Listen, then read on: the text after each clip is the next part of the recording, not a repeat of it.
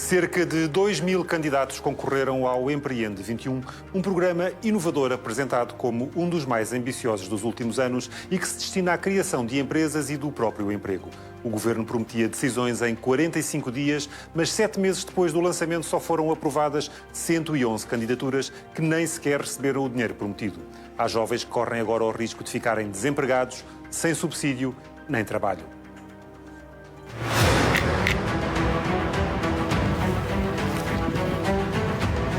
O meu fundo de desemprego acaba em fevereiro. Se até fevereiro nada acontecer, eu fico desempregado, sem fundo de desemprego e sem trabalho.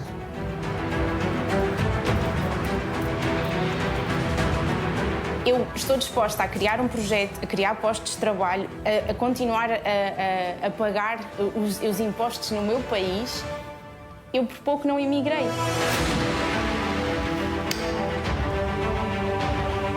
Comecei a ver 45 dias, 50, 60, já perdi o número dos dias, vai para perto de 5 meses e não temos, ou eu não tenho pelo menos, uma resposta. Nem um sim, nem um não.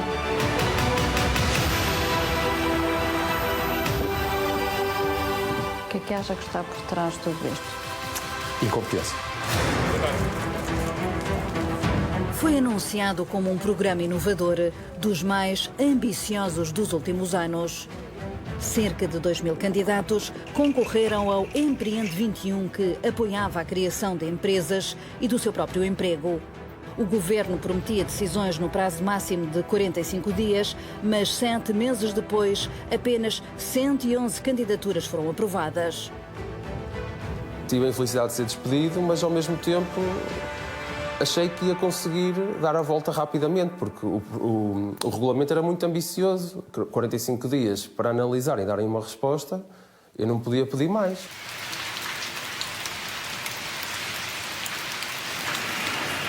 Carlos Cardoso faz parte das 1.400 candidaturas que estão paradas nas mãos do Instituto de Emprego e Formação Profissional à espera de um sim ou de um não. Se os prazos tivessem sido cumpridos, já deveria ter recebido o dinheiro há cerca de 4 meses. Não estou a trabalhar porque não o posso, porque concorri a este concurso. Quero seguir com a minha vida em frente, tenho uma filha de 1 ano e meio e estou aqui, estou preso.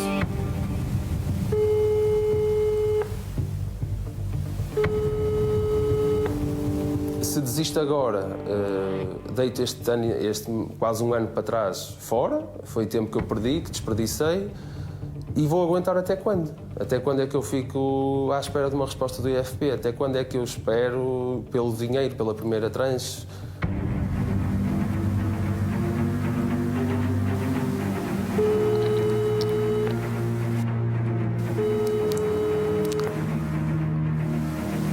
É sempre isto. Porque a recepção já tem ordens para não atender chamadas.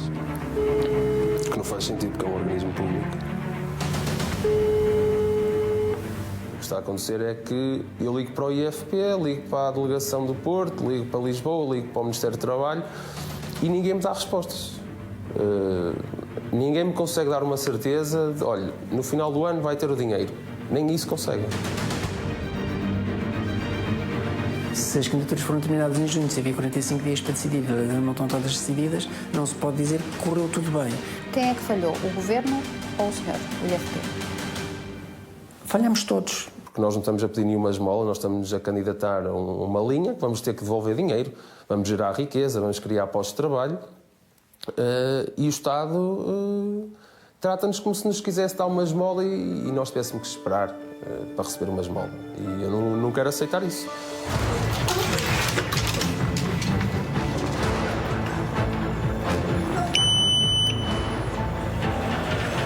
O que é que mais os chocou no meio disto tudo?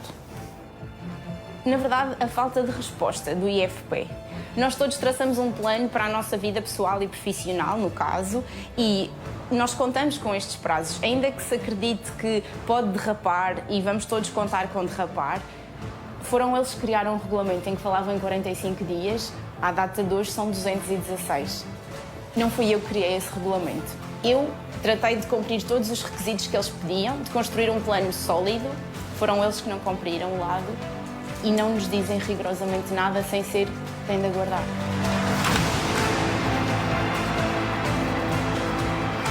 Carolina Abreu foi das primeiras candidaturas a serem validadas. Veterinária de profissão, despediu-se do emprego que tinha para poder apostar num projeto seu. Saiu do país temporariamente para trazer conhecimento. Não faz ideia se o projeto irá ou não ser aprovado. Acho também curioso quando se continua a falar na dificuldade de reter talento no país, e isso parece que é uma moda ser falado, e no meio deste percurso em que eu saí do meu país para procurar formação e para conseguir trazer coisas de qualidade para Portugal, e surgem propostas de emprego no exterior, eu não fui quase por acaso, porque continuo à espera de conseguir acrescentar valor no meu país. Esta medida presume que um projeto seja alocado a um espaço físico. Mas fez essa reserva? Fiz essa reserva. Eu tenho esse imóvel reservado desde maio de 2023. Esse dinheiro foi empatado nessa reserva e continuamos nisto.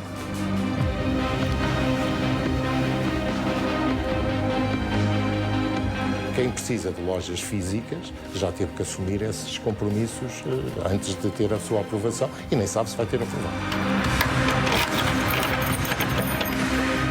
É um caso de Patrícia Loureiro. Teve que alugar este espaço para ali implementar o seu novo negócio, um dos requisitos para que a sua candidatura pudesse avançar. Só de renda quanto é que paga? Nós aqui pagamos 850 euros. E quanto é que gastou já no total com este projeto? Está à volta de uns 30 e tal mil euros. Mesmo sem ter a candidatura aprovada, Patrícia decidiu avançar com o projeto, um centro de formação para pessoas que queiram mudar de vida. Quando surgiu o Empreende 21, eu basicamente tirei o projeto que tinha na gaveta já há algum tempo e pensei, ok, é uma boa altura então para iniciar este projeto que já tinha em mente há bastante tempo. Era um projeto aliciante e o Empreende 21 tinha uma ótima medida de apoio. Achávamos nós. Então, são 111 aprovadas. Isso é o que tenho dado contigo. Dessas 111, quantas é que já receberam o não adiantamento, o primeiro adiantamento? Não tenho esse dado ainda. Mas não sabe, doutor, não sabe que verba é que já foi disponibilizada, pelo menos? Não. O regulamento previa 40% a fundo perdido, 45% através de empréstimos sem juros.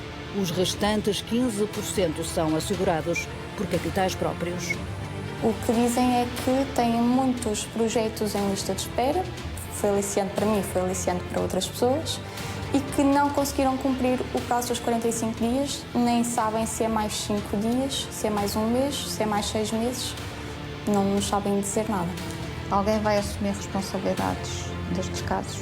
O Estado, neste caso, não cumpriu com prazos que estavam regulamentados. Certo, mas aí era aquilo que eu estava a dizer. Em termos de Código de Procedimento Administrativo, a regra é, na falta de resposta, quem não tem resposta deve presumir que a candidatura não está aprovada, ao invés de presumir que a candidatura está indeferida.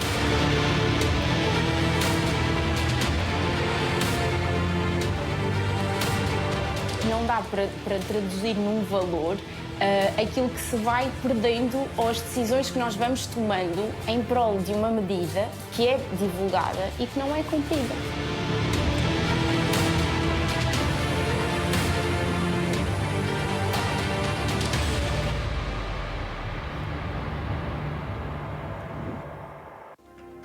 Todas as candidaturas foram apoiadas por entidades de acompanhamento criadas para prestar apoio e mentoria e para analisar a viabilidade económica ou financeira dos projetos. Só depois de terem luz verde destas entidades é que poderiam passar para as mãos do Instituto de Emprego e Formação Profissional. Essas entidades acusam agora o IEFP de ter alterado as regras do jogo para poderem interferir grande parte dos projetos, introduzindo critérios que não constavam no regulamento inicial.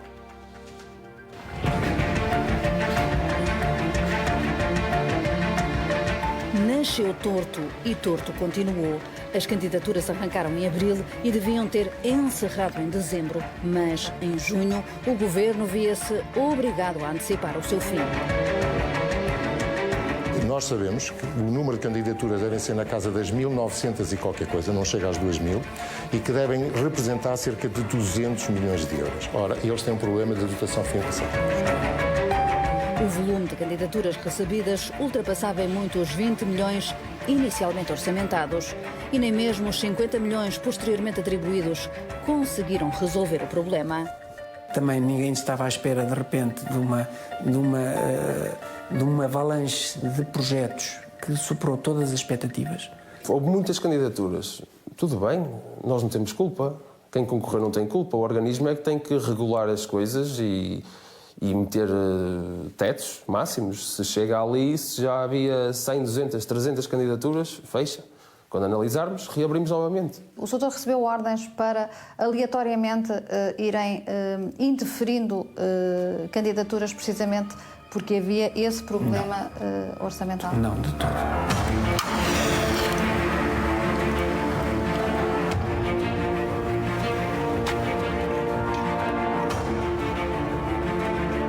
Se for ao portal do IFP e da Ação Social, eles lançam imensas medidas. É apoio aos jovens desempregados, é apoio a tudo e mais alguma coisa. E, na verdade, quem é que realmente é apoiado? Muito pouca gente. Todas as candidaturas tiveram a ajuda de entidades de acompanhamento espalhadas pelo país, criadas para prestar apoio de mentoria e analisar a viabilidade económica ou financeira dos projetos. Só depois de terem luz verde destas entidades é que poderiam passar para as mãos do IFP. A plataforma prevê o acesso às avaliações das EAs, das entidades de acompanhamento, e não está lá.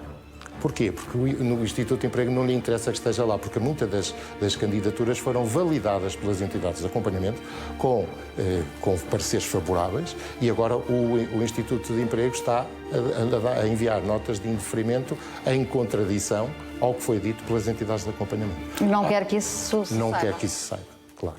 Não quer que isso saiba. A indicação que eu tenho é que todos os processos estão disponíveis para consulta pelos próprios promotores. Pois, mas não estão, Soutor.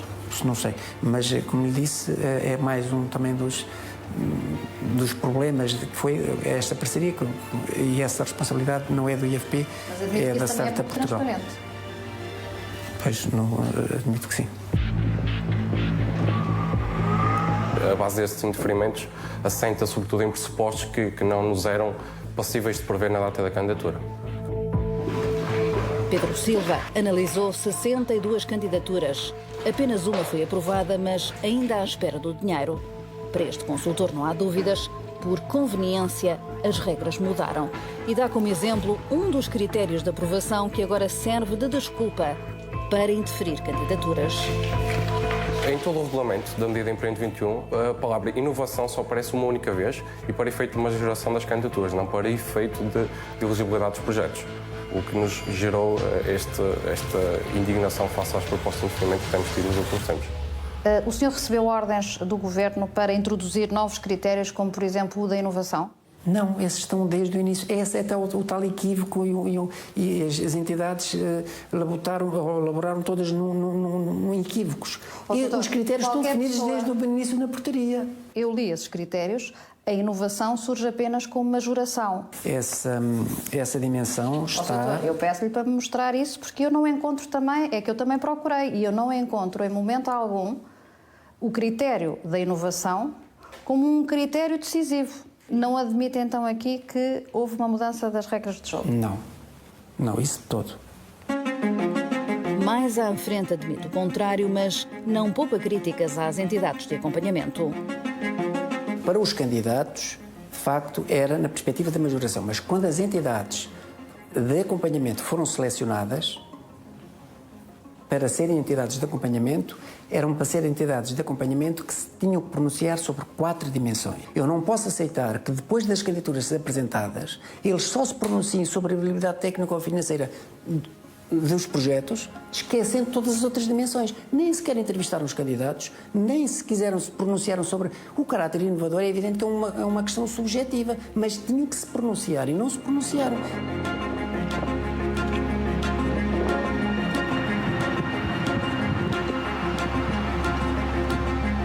Por e-mails a que tivemos acesso, trocados entre entidades de acompanhamento e o IFP, mostram precisamente o contrário. Num dos e-mails, a entidade de acompanhamento mostra mesmo a sua discordância perante os pedidos de reanálise das candidaturas com sugestão de indeferimento por falta de caráter inovador do projeto, uma vez que esse mesmo critério não consta no regulamento. Outra entidade de acompanhamento diz não poder aceitar que se alterem as regras do jogo quando já se emitiram centenas de pareceres a nível nacional, nem pode pactuar com pareceres assentes em propostas infundadas. Mas há mais. Há notas de indeferimento a dizer que o promotor não tem capacidade como empresário. Ora, o que é que o Instituto de Emprego sabe se não falou com o empresário? É engraçado, esse caso específico, a EA diz que deu um parecer favorável ao projeto.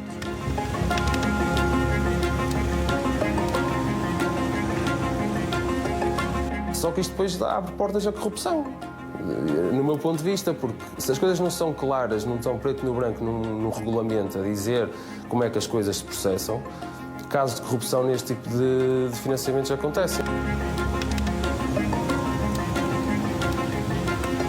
A entidade que analisou a minha candidatura teve um parecer positivo, mas outra entidade, segundo esta dualidade de critérios, podia dar um parecer completamente diferente. Então como é que podemos achar que a nível nacional estão todos a ser tratados da mesma forma? Das 2.000 candidaturas, cerca de 600 ainda estão nas entidades de acompanhamento. Existe um problema de dotação orçamental? Não.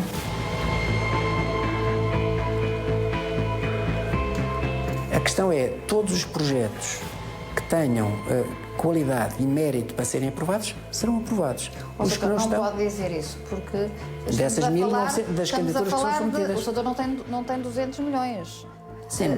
O setor não tem 200 milhões, tem 50 milhões. Portanto, se todas tivessem mérito, o setor não podia prometer aqui que iriam todas ser aprovadas. Certo, certo. Mas o setor garante, então, mais verba, mais fundos, no caso de serem todas aprovadas? Sim. O IFP tem autonomia para tomar essas decisões, Sim. não precisa da autorização da Sra. Ministra? Não precisa dessa orientação.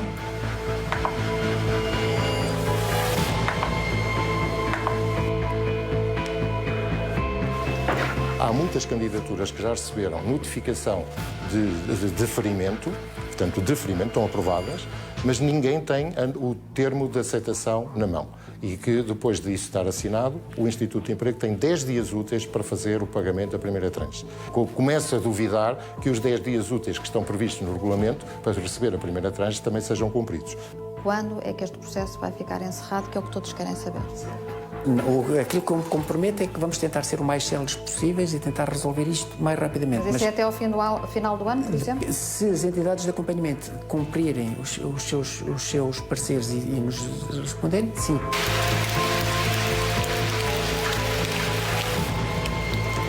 A própria banca tem medo do Estado. A própria banca não sabe se empresta nessas condições porque não sabe se o Estado vai ser bom pagador. Mas todos os bancos foram claros numa coisa, que é: eu estou à espera de um pagamento do Estado. Ou seja, o Estado diz que eu tenho 12 meses para implementar o projeto e ao fim de 12 meses me paga os últimos 35%. Todos os bancos foram claros numa coisa. E o Estado garante que te paga nesse ano? Garante que daqui a um ano vais ter o dinheiro mesmo ou vais ter que andar atrás deles a pedir? E isto é um bocado escandaloso. É vergonhoso o país em que vivemos. É vergonhoso.